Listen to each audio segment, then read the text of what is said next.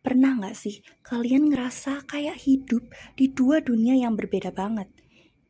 Kayak di rumah, kalian harus jadi satu orang, tapi di sekolah kalian juga harus jadi orang lain biar bisa diterima. Kadang dunia menuntut kita buat menyesuaikan diri sampai kita lupa siapa diri kita yang sebenarnya. Aku pernah ngerasain itu dan jujur aja capek banget. Capek pura-pura kuat, capek nyembunyiin bagian dari diri sendiri cuma karena takut dianggap aneh. Dan kadang kita cuma pingin diterima tanpa harus berubah jadi orang lain. Hai, aku Ais. Dan di episode kali ini kita bakal bahas sebuah kisah misterius tentang rahasia, dendam, dan identitas dalam novel Unfamiliar Twins. Selamat datang di episode Di Balik Wajah yang Sama. Tokoh utama dari cerita ini Hanina, siswi penerima beasiswa di Diratama International School, sekolah yang super elit, penuh fasilitas dan gengsi.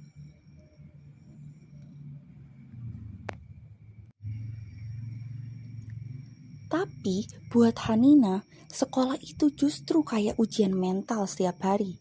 Dia terus direndahkan, dikucilkan, bahkan dibully cuman karena dia berbeda. Anak-anak lain pakai barang branded, punya mobil mewah, dan liburan ke luar negeri. Sementara Hanina cuman pengen bisa sekolah dengan tenang. Sampai suatu hari segalanya berubah. Murid baru datang. Anak tunggal keluarga Lalubis, keluarga super kaya yang namanya aja udah bisa bikin geger satu sekolah. Dan yang bikin semua orang kaget, murid baru itu ternyata kembaran Hanina. Bayangin deh, kamu hidup selama ini ngerasa sendirian, terus tiba-tiba ketemu orang yang literally versi lain dari dirimu, tapi tumbuh di dunia yang jauh lebih mewah. Awalnya Hanina senang, dia pikir ini awal yang baru. Tetapi justru dari situlah semuanya mulai kacau. Satu persatu, siswa populer di sekolah mulai dapat teror misterius. Pesannya cuma satu kalimat, tetapi cukup buat bikin bulu kuduk berdiri. I know your biggest secret. Dan mulai dari situ, semua rahasia kelam anak-anak di Diratama mulai terbongkar. Siapa pelakunya? Apa hubungannya dengan kembaran Hanina? Dan apakah Hanina sendiri justru benar-benar gak tahu apa-apa? Yang aku suka dari novel ini, penulisnya langsung to the point. Dari bab pertama aja, kita udah diajak merasakan atmosfer dunia Diratama yang serba eksklusif dan penuh persaingan. Ada geng The Magnificent Seven atau 7 siswa yang paling berpengaruh di sekolah yang kayaknya semua orang pengen disukai tapi juga diam-diam ditakuti. Penulisnya berhasil membawa kita para pembaca ngerasa masuk ke dunia itu, lengkap dengan tekanan sosial dan rasa minder yang sering dialami para remaja.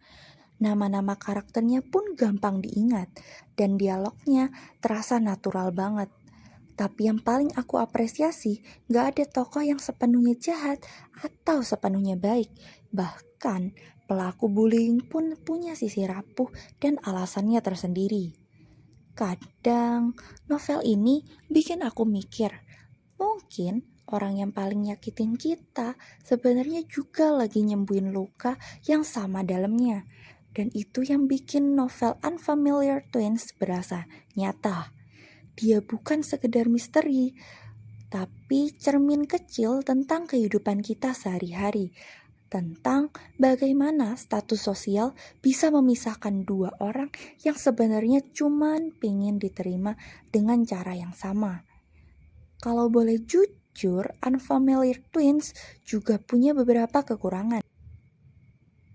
Gaya bahasanya sangat kasual, ringan, cepat, dan kadang kayak lagi baca cerita di Wattpad. Hal ini cocok bagi pembaca remaja, tapi mungkin kurang dalam buat yang nyari sisi sastra atau deskripsi yang lebih kompleks. Terus endingnya agak menggantung, kayak kita udah diajak naik roller coaster, tapi turunan terakhirnya nggak sampai selesai. Ada beberapa tokoh yang nggak dikasih penutup jelas, dan konflik utamanya pun masih menyisakan sedikit kejanggalan. Tapi dari situlah aku dapat pelajaran kecil. Terkadang cerita yang nggak tuntas justru ngasih ruang buat kita untuk mikir lebih jauh. Kadang pertanyaan yang nggak terjawab justru yang bikin kita tumbuh. Yang bikin aku tetap jatuh cinta sama novel ini adalah emosinya. Unfamiliar Twins ngajak kita untuk memikirkan tentang arti sebenarnya diterima, tentang bagaimana rasanya jadi orang yang selalu dibandingin atau harus berjuang 2 kali lipat buat bisa berdiri di tempat yang sama. Novel ini mengajarkan hal yang penting. Don't judge the book by its cover.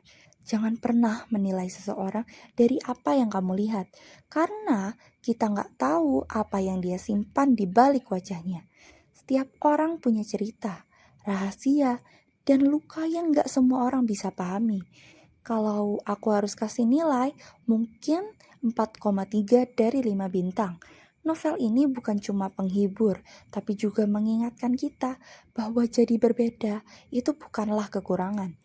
Namun, itu adalah cara lain buat kita menjadi manusia. Dan mungkin di balik wajah yang sama, kita semua cuma lagi berusaha menemukan versi terbaik dari diri kita.